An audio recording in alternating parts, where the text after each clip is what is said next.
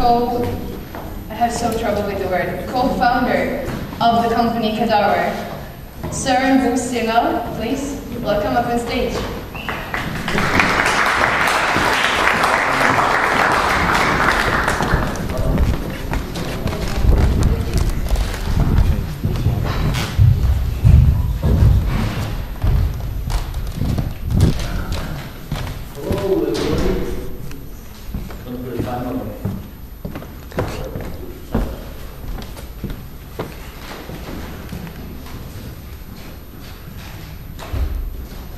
While he's finding the slides, I'll say last weekend I met a guy from London, and he told me that that we should starting a presentation with what I think could be described as the creative disturbance.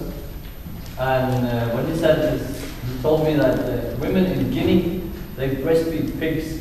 Do you know that? Okay, now we can start. There. Hello. Okay, we're gonna shortly talk about the company called Kadaver. And Kadaver consists of 4 guys. It's me, it's Johannes, and the 2 blokes in the back, Jacob and Anders. We are all finally educated players last year, Aviego, and we are pretty proud. What we do is that we do project and campaigns. We are based in Copenhagen, out in Nørrebro, 2,200 gun town, some would call it. But what we focus on is that all our projects and all our campaigns has to contain more than dollars. We're looking for more value than pure cash. And I was pretty impressed of seeing the way he could interact with this thing he was standing. Sometimes he was here. It gave sort of a good balance. And I think that that's also a way of communicating. And our way of communicating is to say that we want to interact with the society we are part of, and we want to go into it leading projects as we are well educated within, and leading campaigns that has a message that creates more than just value for the product or the service you are buying. So, when we're doing that, we want to combine sectors. And the different sectors that we're looking at in the beginning, I'll just touch upon them briefly, and we can talk more about them later. One of them is the NGO sector. And if we just look upon what within the NGO sector could be used and what could benefit others. Well, basically the NGO sector, every time you call them, they always go, we have no money. Often they call you and say, we have no money, can you help us? So, okay, that's one way. But the NGO sector is focusing on people. And here I get very inspired by Nana in the back, which is very good at drawing people, and my drawing is not as tight. But it's getting there, you can see it's a person. NGOs are focusing on people. And mainly we know them focusing on the third world, developing countries. Another sector we can focus on is the government in the society we're in, or the government in the different areas of the world or countries. Random governments all over. They're also focusing on people.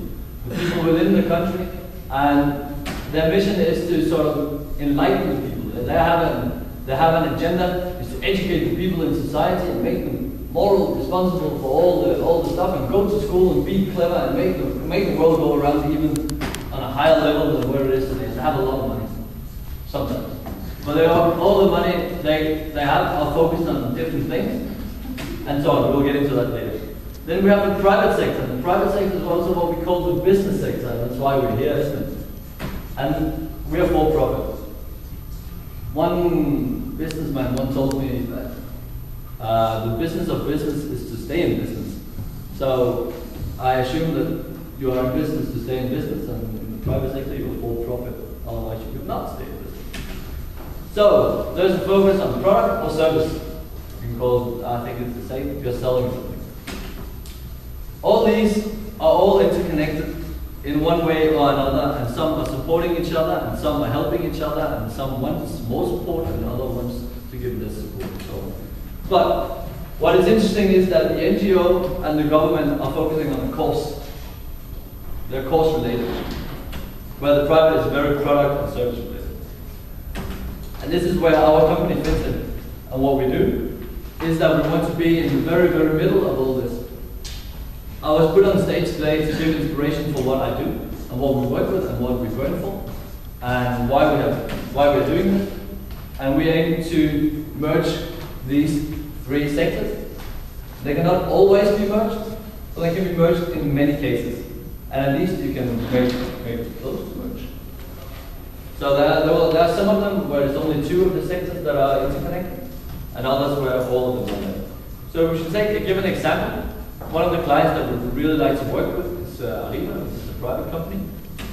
And when we look at the three sectors for Arriva and what they do, they provide a service and they get some financial from the government.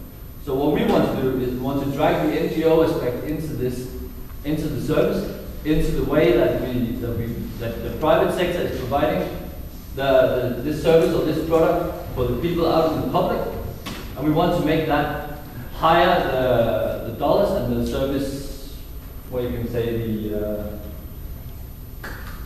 I missed the word, but you get the point, right? We want to hire both of them by we'll make it win-win. You can call it win-win, but by we can go back, yeah. Here, if you see the amount of the errors here have a certain size, and we drag the NGO into the value of the big different areas should grow in both ends. Okay, so you can call it win-win, I guess. We are a company working with another company as well sometimes, in Viber. Another things that we're working with or wants to work with are all of the facts together, working with traffic. We want to work with climate, Copenhagen, Nordic Minister, look at some exhibitions out of Shanghai. House, graphic design, legislation, working with Carrefour. Kadaver, bag industry, we're producing bags in West Africa. We are getting help from a company called Dipon. We are doing some stuff for Copenhagen, making flashcards and viral campaigns in marketing. We create like minds. We let young entrepreneurs and other creative people meet each other without the business card, person to person in the early morning. We're looking into cooperations with Christiansborg. We're working with an organization out in Sierra Leone in West Africa called Mozambique. And a bicycle shop called Bicycle, which also has a social profile of what they do. This is an overview of Kadaver. And thank you for letting me stand here and do that shortly. I think I kept time, more or less. Yeah, I got 2 minutes left. So what else I want to say is that from the schedule, I was set to be just before the break to give you guys inspiration that I put on the slide. Now let's meet, because I want to have a more private conversation with you guys. But also I'm very inspired by John from Christiansborg. He showed you a photo of a ship going for the fishing of the wreck. And that's sort of the background for how 4 guys they go out and they go out in the crisis, the crab situation that Philip was talking about, establishing a company which is based on values and not necessarily finance. And I think the ship is very interesting because you will not either reach the wreck or the vision if you don't leave the shore that you're at. So you need to sail out in order to find out where you're heading. So I like the point. And I also like the statement with the movie about daring, hoping, and dreaming, and having fun.